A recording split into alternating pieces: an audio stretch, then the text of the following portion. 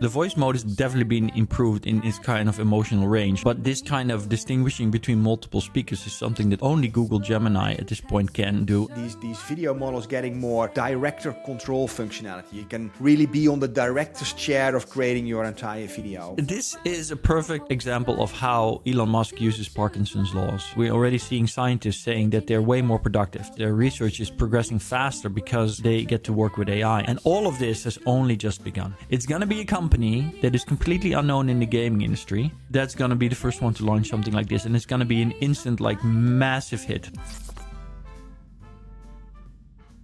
Hey, and welcome everybody to a new episode of the Innovation Network newsletter, where Aragorn and I are looking back 2 weeks in everything that has happened in the world of AI, innovation, and tech, exponential change. And we have a lot to discuss this time around. How you doing, buddy? Do we ever not have a lot to discuss? That is the thing. It's every time we have so much new stuff. It's just only curating and selecting what we will discuss is just a tiny slice of what's happening. It's crazy. I was going to say, I think we just spent 18 minutes ago just going over what we're going to do, and we have too much to cover. I also just got a brand new idea for one of those viral VO3 videos, or maybe it's going to be, of course, the sea dance that we're going to cover later. We should make a video of scientists like 1,000 years ago trying to do a bi-weekly podcast on the news development. And then they have a flat line in there. Yeah, they're like in the first episode, yeah, man, we just discovered that the Earth might not be the center of the universe. And then 1 week later, yeah, well, we still have the same discovery, but now the Inquisition is chasing us down and trying to put us on the stake. Yeah, absolutely crazy. But before we start, let's look back, because last Wednesday, we had a pretty big event, which was a milestone event for us, I think, especially for you. It was an AI Masterclass for business leaders together with partner DPG and with Ergon. I've put in some small pictures to talk a little bit about it. It was a full day, 120 people in Amsterdam, and as you can see, it was a packed house. You did your most recent version of your keynote. How did you look back on the whole thing, Ergon? Yeah, I mean, it was very cool. We actually have a complete video recording, which will soon be completely edited.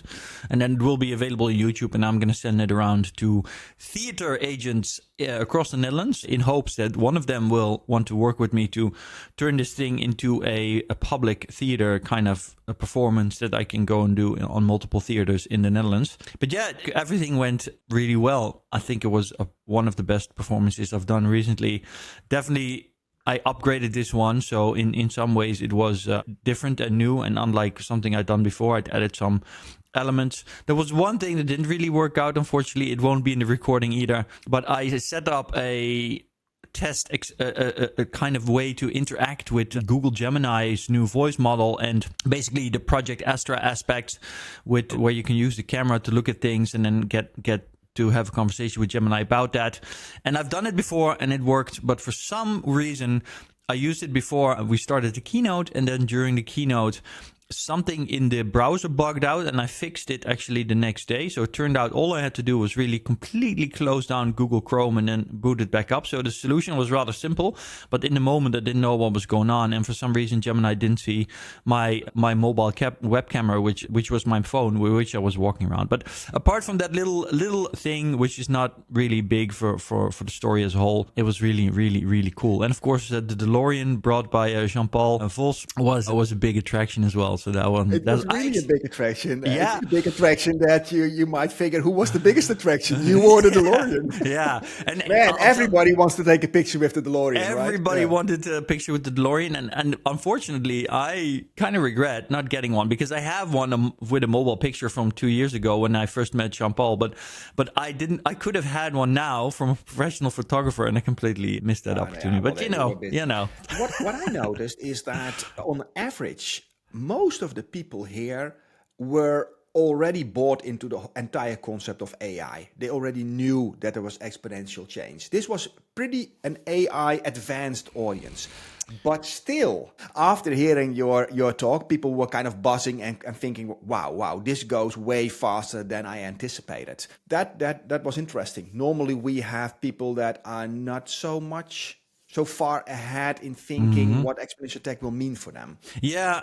It's actually interesting that you mentioned that, because I did actually get multiple personal messages afterwards thanking me, which is always nice, because honestly, I really believe my story, but whenever I do a talk, especially one like this where the audience is kind of well informed, I really wonder, who's going to stand up and say, well, Aragorn, did you think of this and did you think of that? And this is nonsense. Will they really believe me? But I got multiple messages saying literally, well, look, usually I'm pretty skeptical. I've heard a lot of AI talks and they're not all that great. And, these kind of AI gurus, I take them with a grain of salt. But your story really, really, really triggered something in me because you take it into historical perspective, right? Yeah. And that's, of course, also what you do in your book, by the way. You have a slightly different approach, but we both do the same thing. Yeah. We try to play it in a much larger context. And when you place it in a much larger context, it really paints a completely different picture. And I think it's so relevant because I get so much criticism on LinkedIn as well. And people say, well, who are you? You don't have any relevant experience in AI, or you don't even know how to code. And these kinds of remarks we get a lot, right? Especially me, because I always challenge people. But it's such an unfair assessment, because it insinuates that without a specific type of knowledge, you cannot say anything about this. But, a stockbroker who does technical analysis on the stock market and is able to make a lot of profits for his fund or whatever, usually doesn't know how, for example, ASML's lithography machines work on a granular level, right? He is not an expert in that field. He knows a lot about it, like we know a lot of the trends and the developments and the history, but how the specific technology itself actually works is not part of his toolkit. But you don't need to. You don't need to if you understand context, trends, and that. Yeah. No, I completely agree. Hey, and there were multiple parts to the day. After your keynote, we took people away for different, basically our famous discussion tables, right? And here's a nice picture of what we did. So let's translate it. In my room, we had a discussion about the statement saying that 80% of the work today can be done by AI of white collar work. Yep. In my table, everybody kind of agreed with the statement right away from the bat. Usually this is a discussion point. Everybody agreed. The discussion that we had at the table is, what are we going to do? And most of the people at the table were having difficulties grasping the concept. This is interesting. You opened your keynote with a reference to, we're looking at the blue sky. And when AI is done and the abundance is here, we can all lay in the park and look at the blue sky. And that came back to the table. People couldn't believe that humanity, there's a possibility for people to do that. They had a lot of difficulties grasping that concept. So we kind of debated that for the entire hour. Yeah, I recognize that in our group as well. So because I couldn't get the screen up and I kind of forgot I had this central statement to discuss, I basically allowed all the groups to come up with their own questions. And then we did rounds where each group would present their statement and we would shortly discuss that without the intent of solving it right there on the spot, but really to trigger deeper thoughts and conversation. It worked really well, but this was something that we got as came back in our group as well. That and fear of dystopic futures where the technology runs away with us, or more importantly, where bad actors run away with it. Both of those come back. But yes, the lack of being able to understand or believe in a future where we're not defined by our 9-to-5 roles is something. And another thing that I noticed there is that, and I think this just shows how lucky we are to be Dutch and to live in the Netherlands. And it's also kind of the audience. So many people seem to really enjoy their work. And so they think about that like, oh yeah, but I enjoy my work. I don't want to stop doing it. And it's such a kind of, it's great, right? I'm super happy for these people. Don't get me wrong. But they really completely disregard the fact that the vast majority of humans on Earth do not enjoy their job. They go there because it is a necessity, not because they like doing it. So, At my table, there was a person that stated, so if you like your job that much, why don't you do a virtual job? And that is one of the scenarios also in the book 2041, if you remember a little bit about. People are in some kind of a virtual environment. They think they control a robot. They think they do important work, but actually they're just in some kind of simulation to keep them happy. It was an interesting conversation all day. Yeah, that is an interesting one. It is. I mean, I've gamed a lot, and I can tell you from first-hand experience that gaming can be really fun, but ultimately, long-term, if you don't do something next to it that you feel is is really, and this is the interesting part, because how do you define this, right? But I know that even though I'm doing a game where I'm doing things that are in the game world are useful, there's a part of my brain that knows that it's not real, and so it's not really useful. And ultimately, if you play a game long enough, and you stop doing other valuable things, that really starts to eat away at you, and you become unhappy. So there's just something that you say to yourself. If I would say to you, every hour that you game, I make a contribution to a cancer fund. Then you would continue gaming, feeling that you have a purpose, right? With the same thing. It's, probably, probably. Yeah. Hey, and there was a final part of our good friend Rijn-Jan. I did a recording of Made in Europe podcast. You see this type of podcast and this type of conversations popping up everywhere, right? This is really Europeans' mind, especially in the Netherlands. How does Europe step up? This was a good contribution as well. He's talking here to Sophie Bloemen. And they had a debate about, sovereign, how do we get independent from the US apps? How do we regain our sovereignty? Yeah, man, I have to admit, this whole conversation has really sparked a lot of thinking in me. Because there's the part of me that is really convinced that by saying goodbye to these, they are American suppliers, right? Because Microsoft is an American company. But I mean, the majority of Microsoft clients is not in the United States, right? The majority is outside of it. So, I mean, obviously, it's a company that sits in the United States, but in another way, it's also kind of an international company, I think. And I do see all the risks. And I think that Trump really kind of mostly enforced this whole mega movement now, make Europe great again. Trump made mega a real thing now. Yeah.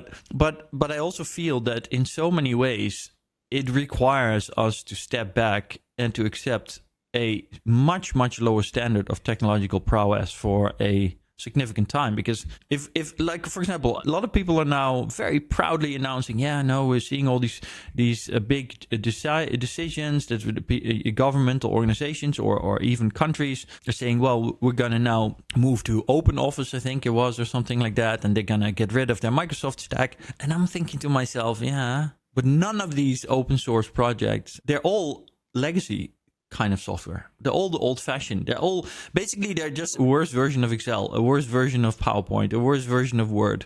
But why is that? Why is that? If you go to Lovable, with all these kind of things, I can easily replicate a complete Uber app, a complete app. So copying the technology, as the Chinese did as well, shouldn't be too difficult if we have the investment in data centers and infrastructure and energy. That's the thing we need. Not the apps itself shouldn't be too difficult to copy Excel, right? No, it shouldn't be, but it has been for a long time. And the thing and the thing that I'm now worried about is that by doing that, we're basically not just going to the back seat, but we're literally getting out of the car and jumping on a cart behind us. Because, what are all of these open source solutions doing with AI? Are they working to integrate this? Are they working to make this available to us?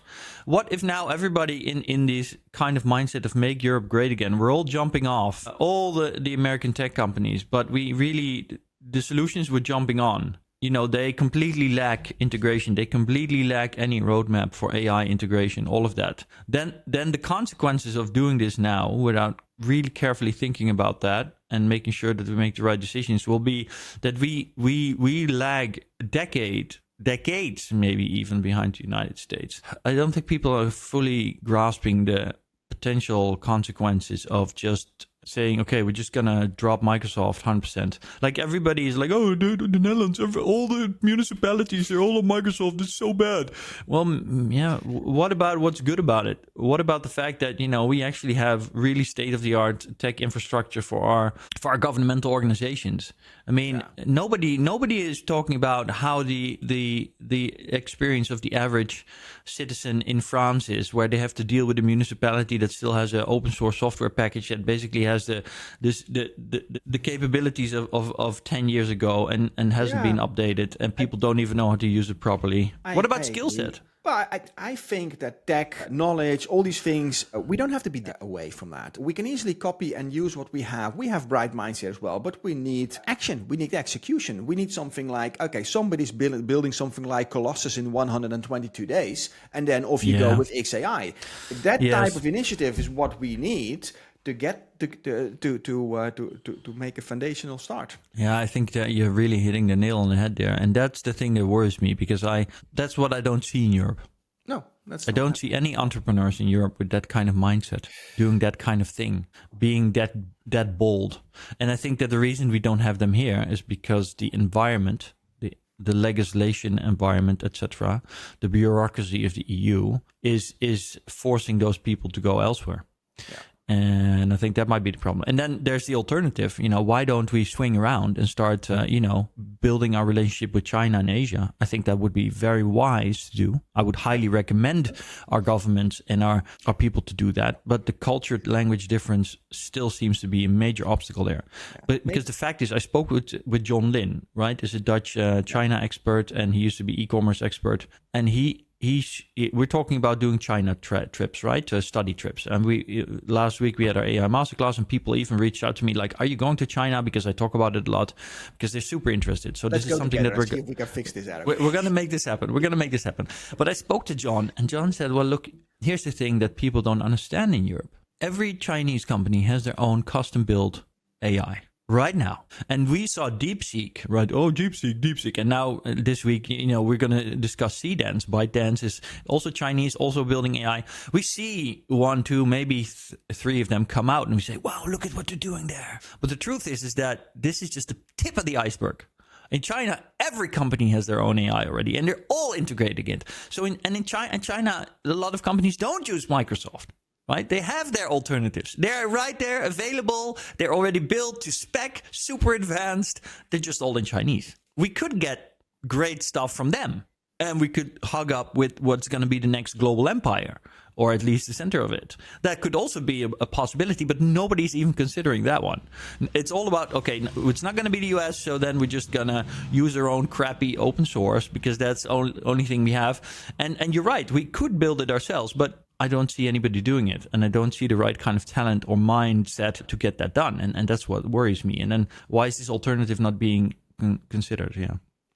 Let's move on, Ergon, because this was only the intro to a lot of topics we had to discuss, right? So 4 or 5 different updates from OpenAI. Let's go over them. One of the things that has been announced is that they now have a recording feature. Most of the people listening to this are using ChatGPT, of course. There's now this small microphone where you can open it and record. I'm actually going to press that right now. Why not? And just have the entire conversation recorded and see what comes out of that. But last time we spoke about the device that is coming with John Ivey. Already one feature here that it records everything 24/7 around you to make sense of all the data around you. What do you think? People are speculating that it is online. I don't know. I don't know. There's some gut feeling in me that just doesn't think that an AI that's always recording everything and then structurizing that data for you is really, really the way to go. I mean, on the other hand, the Google glasses, they can remind you, oh, where did I put my hotel card? Or I was at my friend's place and he had this book that we discussed. What was it again? That kind of stuff. I can totally see the appeal, and I can totally see how it could be extremely useful having this kind of extra digital kind of memory layer. On the other hand, I just don't know if what having as weird in this whole thing is that 10 years ago we had Siri and Alexa, and everybody was talking about, hey, is it or not listening to everything else that we are saying, right? And we were very scared of it. And now all of a sudden we seem to embrace something like this. Just turn it on and we record everything. It's true, man. I don't know. That's true. There's a lot of people that really don't want this. No, that's a lot of. I don't want it either. But it seems to be sneaking into the back door some way, somehow. Yeah, I'm not. I think I wouldn't be surprised if ChatGPT really kind of comes out with or OpenAI comes out with a device. I mean, I've only seen negative reactions to all the devices that have already been proposed on the market, because there are devices out there now like AI hangers, right, that record stuff. And generally speaking, the responses have not been great.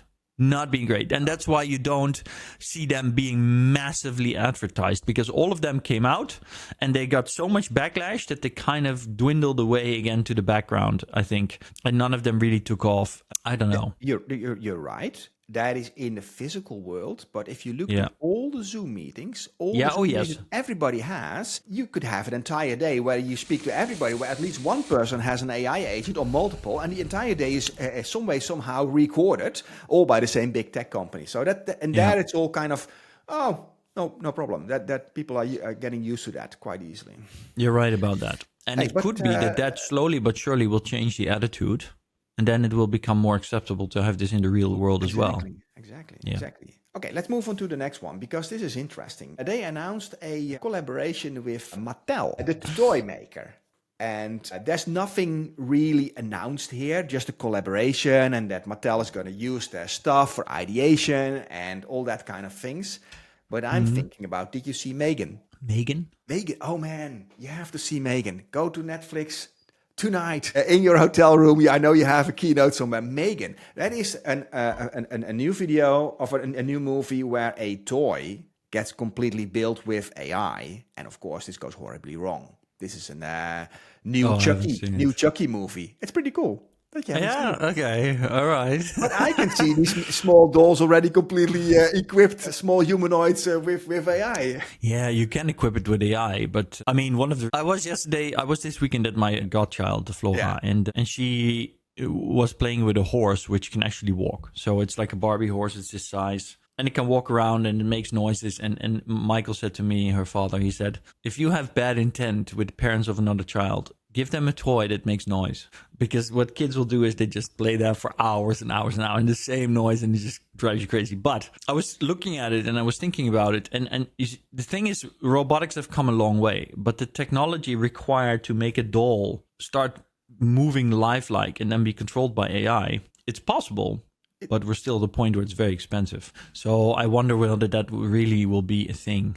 I think it's more going to be along the lines of where you have an OpenAI product and you say, for example, this is what we did with Michael as well this weekend. He had Flora draw an image of something. So it was a snail, or there was another thing, and it was called Wuso. And then he gave it to ChatGPT with a picture and he said, can you make this into a real image? And then it actually, maybe I have it here, and then it made a super cool picture of the snail, which suddenly all made sense, like a cartoon. And then he said, can you make it real? And then you got a photorealistic image of the same snail looking really cool. And now there are already companies out there like Make My Plush or, Make My Toy, where you can send these kind of designs, OpenAI made image, and they will actually make it into a real toy. And I think that a lot of these companies, they're doing quite well, but it's not massive yet. But I think this is where we will see the collaboration between OpenAI and Mattel will work together, where you can literally in the ChatGPT app design a brand new toy or something, and then Mattel will basically produce it for you. So you get your own custom-made Barbie, and then you just get it delivered at home. That's more along the lines. That is a very likely first stage. I totally agree with you. You can design something and you have a 3D at your home, or you could easily print it. That could be a next stage as well. The use case that you just talked about, I have done that with Jess. Nice, yeah. Here we have her first initial picture, right? Yeah. This is what she drew. And then AI made this of it. That's and pretty then they made a video of it. It's pretty scary. Oh, okay. How did you make the video? That was not with you, was it? Yeah, this is just Sora. Oh, it's Sora, yeah. Okay. This is just one upload, one take. Yeah. So actually the original drawing is not up here. It uploaded the image. It didn't share that because this is the shared thread. But Flora made a drawing. He turned it into Ich bin Wuso. And then this is Wuso real. And then with the snail again, same thing. She made an image, drew it, and they turned it to this. And you can see how this could be a Mattel toy, right? Even this snail already, like you can clearly see that. It's interesting. Yeah. Maybe this was a little bit unnoticed for people, but the voice mode has been upgraded significantly, actually. Hey, ChatGPT, we're here on a podcast, and we want to show off your new voice capabilities. Hey there, that sounds like a lot of fun. I'm happy to be part of your podcast and show off my voice. Let me know what you'd like me to do or talk about. Hey, I'm Aragorn, and... Hey, my name is Patrick. Hey, Aragorn and Patrick. Nice to have both of you here. How's it going? Okay, yeah, it's going really well. Can you distinguish between us? I can definitely tell when it's a different voice, so I'll do my best to keep track. But if I mix you up, just let me know. Cool. I hear you're very good at live translations. Can we try that out? Absolutely. I'd love to give it a try. Just let me know Super. which languages you want to use and we can test it out. So what about I speak Dutch and you translate it for our listeners to English? That sounds perfect. Go ahead and start speaking in Dutch and I'll translate it into English for everyone listening. Oké, mijn naam is Patrick en ik ben 50 jaar oud. En de verwachting is wel dat ik 250 jaar ga worden. Okay, my name is Patrick. I'm 50 years old, and the expectation is that I'm going to live to be 250 years old. Nice. That's pretty good. So can you do something else? So whenever we talk to you, you straight away translate that to the other language. So I'm going to speak Dutch as well, and then you're going to translate it to English for Patrick, and then Patrick talks Dutch back, and you translate it again straight to English for me. Okay? Got it. So whenever you speak Dutch, I'll translate it into English. And whenever Patrick speaks Dutch, I'll do the same. Let's give it a try. Nou Patrick, nu werkt het echt prima, toch? Het werkt zeker goed. Ik ben wel heel erg positief verbaasd. Now, Patrick, it sounds like it's working perfectly now, right? It's working really well. I'm really positively surprised. So you did both of us in one go there. Yeah. Nice. Okay, how about your emotional range? Can you give us a little angry, maybe? I can definitely try that out. Let me know what you want me to say, and I'll give it that angry tone. You humans, you're so slow. You humans, you're so slow. Yeah, we're pretty slow. How about, hey, you humans are so slow. Hey, you humans are so slow. I don't know. I think you notice it better when you're not trying to actively engage it. What do you think? Yeah, that makes sense. Sometimes it's more noticeable when you're just speaking naturally. Let me know if you want to try anything else. No, I think we're good for now, right, Patrick? Or is there anything you want to ask? We're good. Thanks. Awesome. I'm glad we could test that out. If you ever want to try something else or need anything at all, just let me know.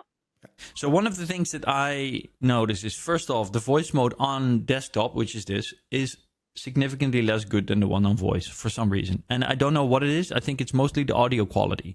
This one just more often seems to kind of have degraded audio, whereas on the telephone it sounds better. The other thing I don't like still about advanced voice mode is that she seems to finish every conversation with, like, if you have any more questions, just let me know. And it just, I'm so done with that. So done with that. Like, of course, I know that. You don't need to keep telling me. Thank you. It's like a cliffhanger, or it's not a cliffhanger. It's like keeping your attention engaged, keeping you engaged with it. Yeah. It's also very not unhuman. Yeah.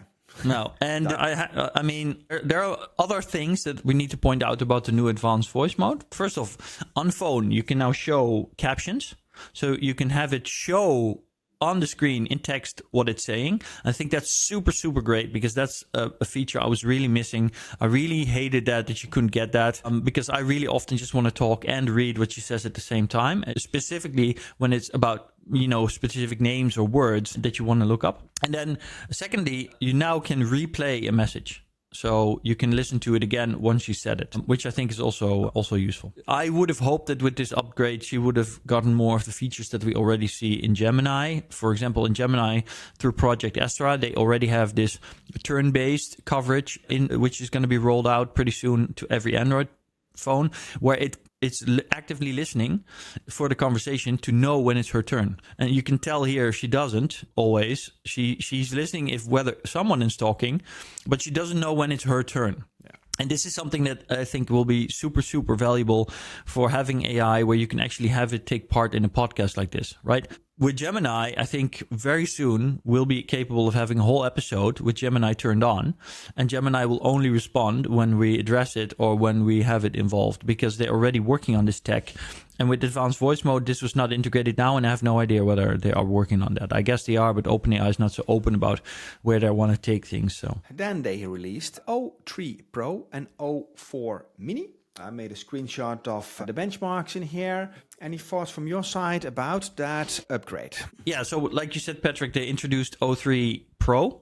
Now, obviously, because it's Pro, at this point, it's also only behind the Pro subscription, which is $200 a month. And honestly, I'm just not paying for it because I didn't think it was worth it. We have somebody in our ambassadors group, or multiple, that are. So I'd love to hear from them, or from anybody listening to the newsletter, what their experiences are. But they did make one major change, right, Patrick? Yeah, they sliced the cost by about 80%, if I'm correct there. Yeah. Yeah, and that is incredible, right? Because it just shows again this massive deflationary movement with pricing for AI models. In my keynote, I covered this, and I'm sure you mentioned it many times as clients as well, is that over year, we're seeing like 99% cost reduction for AI models. And here we're seeing the same again. So where O3 was super expensive just a few months ago, now it's already 80% reduced in price in less than half a year. Yeah. I think that's relevant. Let's wrap up all the OpenAI news with a new blog that Sam Altman posted. We don't have to go completely through it, but I just want to mention that it's out there. It's very much the same tune that we have been singing as well, of course. Acceleration, right? We have quietly passed the event horizon. Well, not so quietly, I think, but the genie is out of the bottle. A couple of interesting quotes. We do not know how far beyond human level intelligence we can go, but we are about to find out. That's interesting. Yeah. Well, he's announcing a world of abundance and very positive outlook from Sam, of course.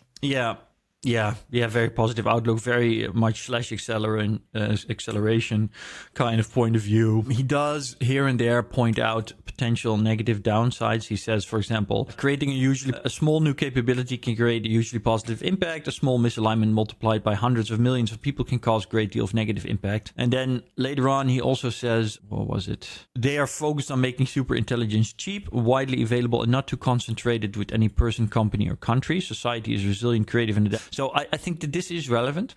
I was actually kind of surprised. He is very, very specifically mentioning this. And of course, the critics or the skeptics will say, well, it's nice that he's saying that, but is he actually doing it?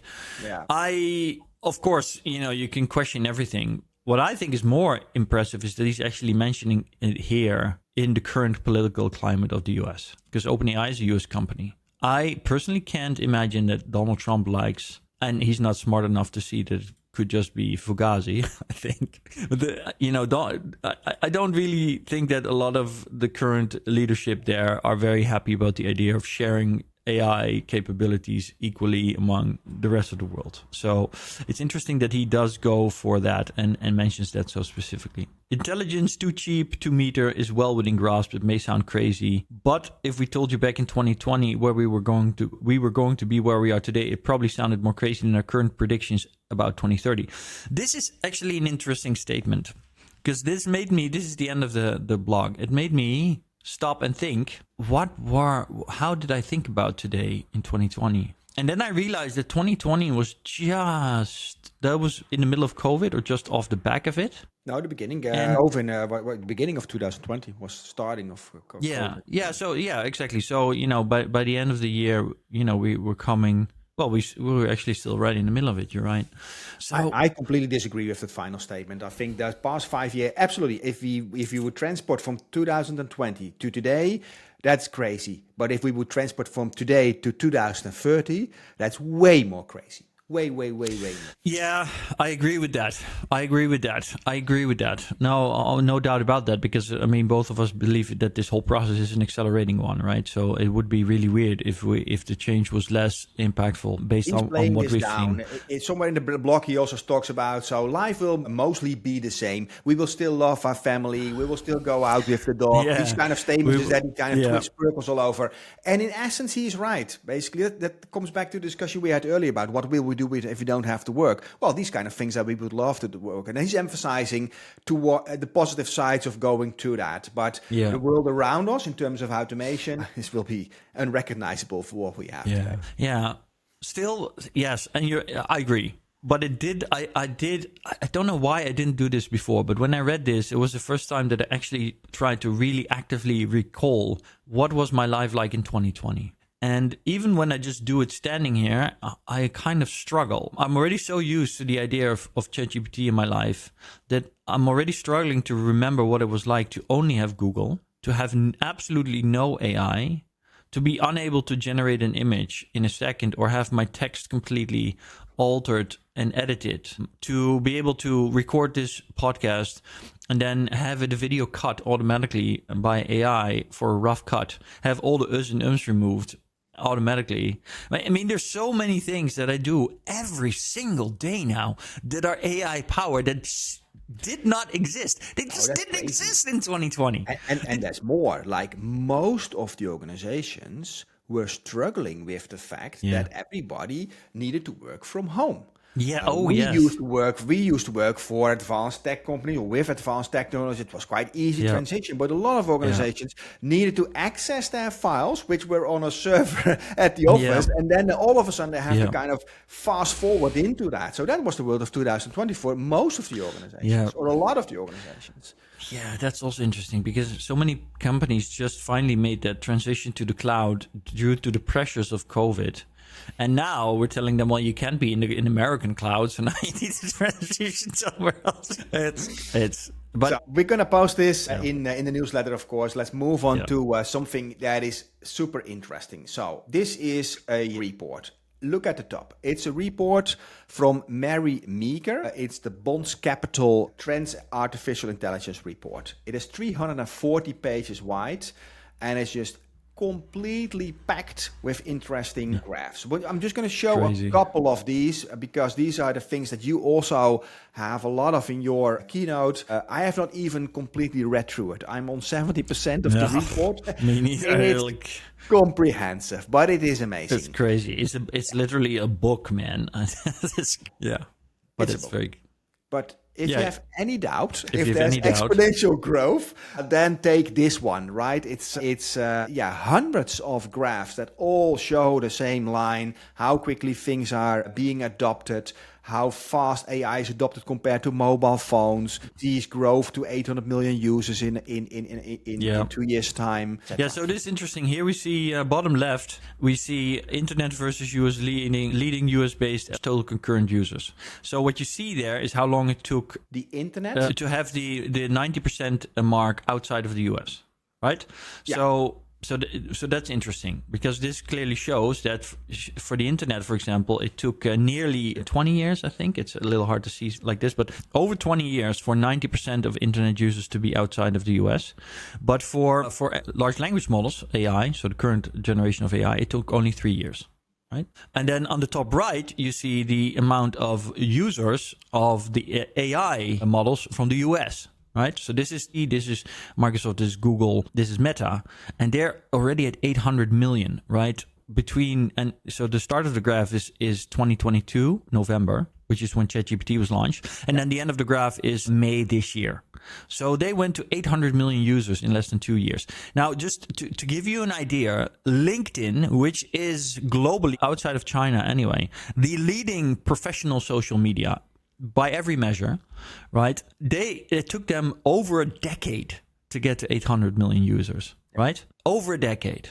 Actually, I think it was a decade and a half, almost 15 years. So this is just mind-blowing growth. And you have to keep in mind here, this is just the US-based LLMs, right? Because like I said before, what we really completely miss here in Europe is that in China, they have so many more large language models and AI apps and integrations. So just in China alone, with almost 2 billion people, there's probably another 800 million users of different models that are not even in this graph, right? No, I completely agree. I'm just going to pick one more that I thought interesting way, so you get a little bit of a sense of the comparisons that are in this slide deck. There is a story about, let me see, it's 122, I think. Oh yeah, here. So we talked a lot about this one. The data center from Elon Musk and how quickly he did that. And then you see this type of comparisons. 120 days to build the whole complex with 750,000 square feet, and the average time to build one house, not even complete, is also the same. So I'll let that rest there. So we'll link this in the newsletter. And this is so crazy. Yeah. This is so crazy. Like this picture, this is such a good point. And like this is a perfect example of how Elon Musk uses Parkinson's laws, where he says like you'll always finish the amount of time you schedule, you project for it, right? If you say it's going to take 120 days to build a house, then it's going to take 120 days. But if you were to say we're going to do it in a week, you can also do it in a week because, I mean, technically that's what he's doing with the data center. And it's just a matter of, but this also highlights cognitive bias of people. Because if I guarantee you that if you go to the average contractor and you say, I want to build a house, how long is it going to take? They'll tell you, oh, it'll take 120 days. Because that's what they always tell you. That's what they used to. And that's what they believe. And if you tell them, well, can't we do it in half the time? They'll say, no, And if you ask them why, they'll say, well, it takes us 120 days. See? And this is the thing. This is the thing that people don't understand. That once you start breaking that shit down, you can do stuff that everybody thinks is impossible, and then it just happens. Yeah. But at the same time, this is also a little bit of an unfair. It's a nice comparison, but I just come to think of it that these days, good building companies with 3D printed materials have kind of pre-built an entire home somewhere in a factory, and they are able to put a house on a certain site within a day as well. And the whole notion of 3D printing or building a complete neighborhood pretty fast, it is also a possibility, right? But yeah, and it's become a reality. But in China is the only place I know where they're doing it en masse. Like in China, they'll just build a skyscraper in a week. Right. And yes, they're using 3D printed materials and all of that. But you don't see that here in Europe. It's just another signal of how we are end of empire here. And we're still doing things in old fashioned ways. And honestly, I live in the Netherlands and it's pretty good. But I was in Germany the whole last weekend. And it's almost painful to see that Germany is actually, before my very eyes, turning into a third world country. It's just crazy. But anyway, go on. Yeah, that's small. Now let's segment not to Germany, to another blog. This is an interesting blog, Aragorn. I've bumped upon this a couple of weeks ago, and I've read a couple of blogs, and it's called Every. And I thought this was an interesting article that I wanted to share and talk a little bit about, because this is also the theme of my book, right? So, and Joe Hudson is interesting. He talks about the act or of the art of accomplishment. How do you really execute upon ideas? And his statement here in the blog is that knowledge work is dying. And what comes next? Well, what comes next is wisdom work.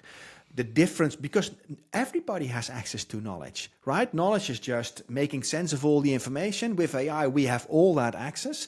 But how we arrange our lives to the best possible future, that is about wisdom, right? And we are all moving into wisdom world, into wisdom work, and I like that a lot. I like that take.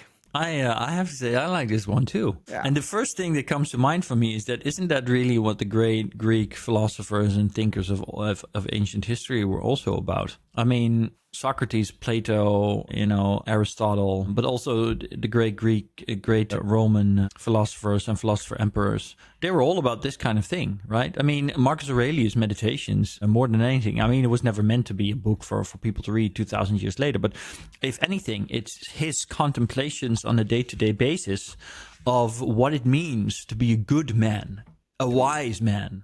Yeah. So it's not about, okay, I learned that, this is the maximum size we can build a Roman army if we want to conquer North America, or this is how many resources we need to gather from Germany if you want to sustain our population. That's not what it's about.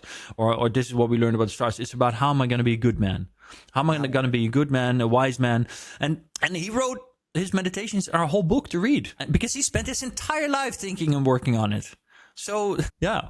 This makes a lot of sense. So this, I think we will hear more of this way of thinking, and I really like that. So we can emphasize that. We'll link this as well. Let's move on because we also are going a little bit over time. But let's go to the next one.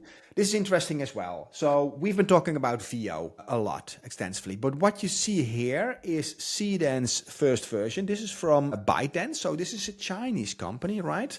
And they have, you see the quality of the videos right away. So they're not... Yeah, go ahead. I just wanted to point out that ByteDance is the company behind. Yes, ByteDance is the company behind this. Yes. No, yeah. But I want to say ByteDance is also the company behind TikTok, no? Yeah, TikTok. Yeah, exactly. Yeah. So it's very, yeah. Oh, there was quite a segue that I didn't get. Okay, thanks. No, the ByteDance, I'm pretty sure, I have to double check it now, but I'm pretty sure ByteDance is the company behind TikTok, behind Douyin. And interestingly enough, what I didn't know, what I learned recently, is that they started out as a news aggregator. But go on. No, I just wanted to say that you can see it already clearly from the videos and the materials, and we will link some as well in the newsletter. But they have beaten the quality of that. They're the number one from text to video and also from image to video. I don't have access to the system, so I couldn't play with it myself. But what I see here is pretty impressive. Yeah. So it's confirmed. I was pretty sure, but yeah, ByteDance is the company behind Douyin, which is the Chinese version of TikTok, and so they're also the company behind TikTok. Yeah. And what I also noticed about this, and of course I didn't play with it myself again, but you see these video models getting more director control functionality. You get the same image, and then you can cut and slice from the same image. For instance, let me see, there's a nice angle. So you see the fox, and then you see it from the side. You can really be on the director's chair of creating your entire video. And that is the final step we need for complete full motion pictures, right? Which we already see happening. Yeah, exactly. Yeah, because I mean, obviously, when you're on social media and you see impressive videos, the thing that a lot of people didn't mention in the last 2 years is that basically what you see is that somebody was throwing a coin into the AI model like 1,000 times, just randomly getting something and then waiting until they got something that looked good. But now we're moving into the new age of real control, camera control, focus control, object control. And I think that is super relevant. But I mean, man, I've stopped trying to save all the incredible short films that are coming out that are made with AI, right? We had Echo Hunter, we covered it in an earlier video by Kevin the Kid. He actually came back to me on Instagram yesterday, and I promised him to send him our episode so he can see it. But I see so many coming out. Like the other one I showed in my keynote of this new kind of Star Wars stuff, man. And it's just more mind-blowing every single day. No, it's an interesting mention because we've been doing these presentations for 2 years, and then you're always on the hunt for the latest video, but it doesn't really matter with video or pictures anymore, right? Matter. So there's so many. This is abundance. So if what I'm super excited about though, I mean, I played Stellar Blade yesterday, which is a new Asian game, which is very cool. I really think it looks amazing, feels amazing, and you can also you can see that the whole new generation of games is coming into its own now with a whole new level of technology, right? But it's been a year now since we saw Google show off that they have AI models that can literally generate a game while you're playing it. And of course, these games were not really at a GTA level yet, but that is coming. Right, that is coming. Yeah. That is 100% coming. And I can tell you now, I can guarantee it. It's going to be a company that is completely unknown in the gaming industry, right? That's going to be the first one to launch something like this. And it's going to be an instant, like massive hit when the first real good one comes out. That's gonna blow people's minds. Hey, let's maybe wrap it up with something interesting. GenSpark. It's a Chromium-based browser. So it looks it works the same as Chrome. It looks very much the same as Chrome, by the way. And I just literally installed it yesterday and I played a little bit with it. So this is how GenSpark looks also if you would use a different browser, but this is what I did. I went to our own YouTube channel. And if you, for instance, look to our latest video here, let me put on noise, you see that automatically you have this pop-up within your screen saying, hey, I want to summarize this video content or have an extract transcript of it, or even slides, 8 slides that have a summary of what we have discussed, or you can have a complete discussion about it. Already run it here. So here you have, for instance, summarize the video content. Now, they have looked at our video from last week. Well, the title is here, the timestamps are here, and just a complete conversation in summaries, which is kind of to say, same of preparation document that we have coming in is coming out at the end as well. really impressed with the quality of that. That's interesting. So I was wondering, so what I quite often do, and I think that a lot of people are doing that, is if you are browsing somewhere, you copy and paste something, and then you go to ChatGPT, you paste your screenshot or whatever, you ask your question. Now this all comes within the browser, which makes it pretty nice. Here at the top, you have your Ask GenSpark button, so which is now opening this panel. You can ask anything about the page. Yeah. Another thing that I did with it is, for instance, take a look at our own Innovation Network Twitter page and come up with the 5 hottest news items. So let it crawl over a certain page or combination of pages.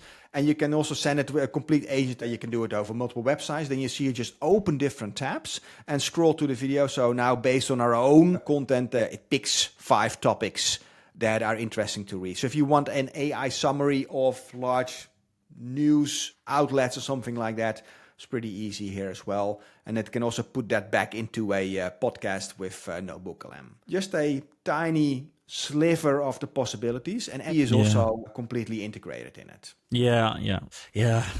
We haven't even really begun to experience the potential of that. I haven't even had the time yet to really benefit from MCP and make it all set up. But it's going to be an interesting year. Yeah. This actually leads me to a final addition I would like to make, and that is that for the Dutchies, this week a new blog will go live on BusinessWise for me, and it's all about what if AI stopped developing today? What if today suddenly, we meet the Trisolarans and they send over their special particles? For those of you who don't know what I'm talking about, this is the three-body problem where an alien society meets us and then basically blocks our scientific progress. And we have to do we can only work with what we have and improve on that. We can no longer make new things. What if that happened today? What if it happened in our world? What would that mean for the decade to come? And I wrote a blog about that. And I think what people don't realize is that it would still lead to mind-blowing changes in our world because we haven't even begun to really integrate the technology that we created over the last few years. So I'm curious, what angle did you take? So now we have discovered all the protein folding with AlphaFold, right?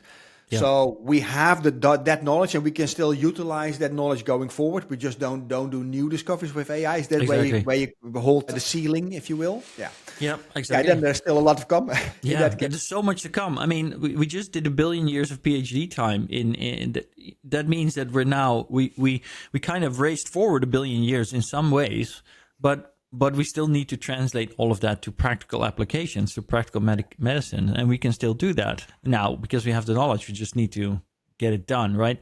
And so what Sam Altman actually mentioned in his blog is that we're already seeing scientists saying that they're way more productive, that their progress, their research is progressing faster because they get to work with AI. And all of this has only just begun. And over the next decade, that's what we're going to see. We're going to see that acceleration of the practical outcomes of this new technology, which we're not seeing today. There's so many skeptics, right? I see so many posts and articles like, oh, what's really going on? Has AI really changed anything? And then they say, no, it doesn't change anything. And I'm like, yeah, okay, fair enough. But where is it actually really part of our daily routine yet? How far is it really integrated in our infrastructure and how we do things? It isn't really yet for most people. Yeah, I don't understand those comments. If AI is changing, everything is always changing.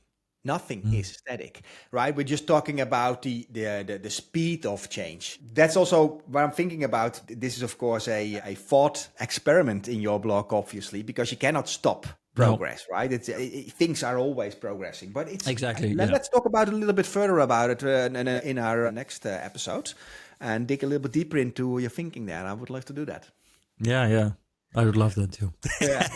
Was there more in conclusion from your side, or? No. I mean, there's lots, of course, but nothing more we need to cover now. We have to wrap it up anyway. So thanks again for tuning in. If you like what we're doing here and you would like to contribute in a way, liking, sharing, talking about it, reaching out to us if we can do presentations at your work for your friends, we're all open for that. And for now, as they say in the Netherlands, see you later. Bridging the gap of exponential growth. Patrick and Aragorn share the truth. Join our community, let's innovate. With Innovation Network, create a brighter face.